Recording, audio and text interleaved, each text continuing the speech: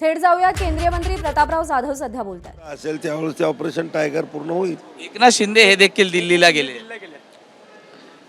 दिल्ली आपल्या देशाची राजधानी असं तुम्ही म्हणजे दिल्लीला, आता मी मुंबईला आलो काय हे का, आता मुंबई आपल्या महाराष्ट्राची कॅपिटल आहे। आता इथं सगळे आमच्या सामाजिक किंवा लोकांचे वैयक्तिक कामं जे असतात ते याच ठिकाणाहून आम्ही करू शकतो आणि ते त्याच्यासाठी यावंच लागतं। असं म्हटलं जातं की आग लागल्याशिवाय धूर निघत नाही। ज्या पद्धतीने सगळ्या घडामोडी घडतात त्यातले बऱ्याच वेळेस तुमच्यासोबत या सगळे जे बंडखोर खासदार म्हणतात त्यांची तुमच्यासोबत भेटीगाठी होत आहेत असं म्हटलं जातं। याची सुरुवातच मुळात आपल्या अॅनिव्हर्सरीच्या वेळी झाली होती, जेव्हा संजय देशमुख असतील किंवा नागेश आष्टीकर आहेत यांच्या उपस्थितीच्या फोटोनंतर ते संपूर्ण प्रकरणाला चर्चा झालेली आपल्याला पाहायला मिळाली। हे बघा, माझ्या घरी नेहमी करतात, दर अधिवेशनामध्ये आम्ही गेट टुगेदर जेवणाचा कार्यक्रम असतो आणि हे आम्ही सगळ्याला निमंत्रण देतो आणि सगळे मैत्रीच्या नात्यानं हे सगळे लोक जेवायला वगैरे येतात आणि एवढ्या ह्याच्यात अशा काही कुठल्या राजकीय किंवा ह्या चर्चा कधी होत नाहीत किंवा झाल्या नाहीत। तुम्ही जरी या सगळ्या गोष्टींवरती उघडपणे बोलत नसले तरी संजय राऊतांनी काल रात्री एक ट्विट केलेलं आहे, 15 कोटींना रातोरात खासदार हे ॲडव्हान्स देऊन घेतले जात आहेत असं म्हटलेलं आहे। दुसरीकडे अरविंद सावंत यांनी लोकसभा अध्यक्षांना पत्र दिलेलं आहे, जर का कोणी खासदार आमच्यातला वेगळा गट स्थापन करण्यासाठी येत असेल तर आम्हाला आमचं मत पहिल्यांदा विचारावं म्हणून।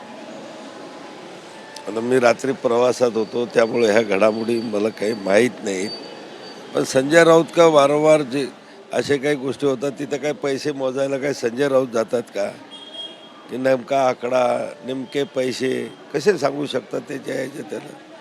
खरं तर काही दिवसांपूर्वी उद्धव ठाकरेंसोबत जी बैठक झालेली होती, या बैठकीमध्ये काही खासदार या उपस्थित होते आणि तेव्हा देखील चर्चांना उदाहरण आलं होतं की ठाकरेंची साथ हे खासदार सोडणार।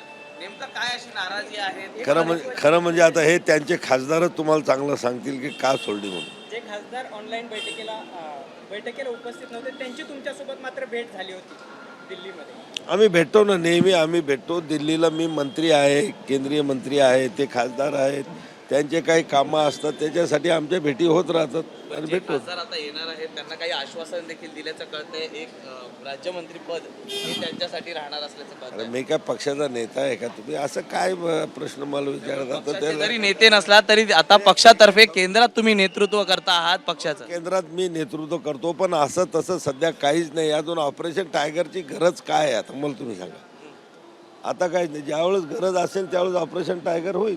म्हणजे आता गरज नाही असं तुमचं? नाही, आता मतदानच नाही ना।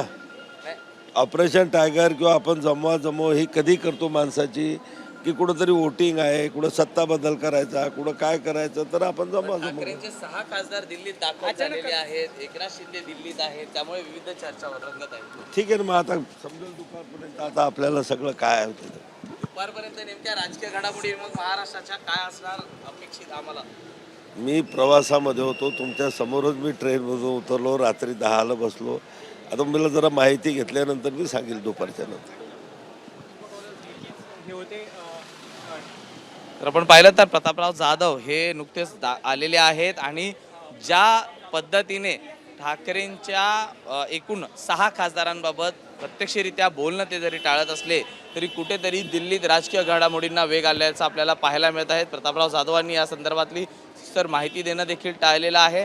आता कुठल्याही निवडणुका नाही आहे, त्यामुळे कुणाला घेण्याचा जरी प्रश्न नाही आहे, मात्र ठाकरेंचे जर खासदार येत असतील तर त्यांना का थांबावं असं देखील त्यांनी सूचक वक्तव्य केल्याचं आपल्याला पाहायला मिळालं। जर्नलिस्ट प्रशांत मानेसह मी सूरज सावंत, एबीपी माझा, मुंबई।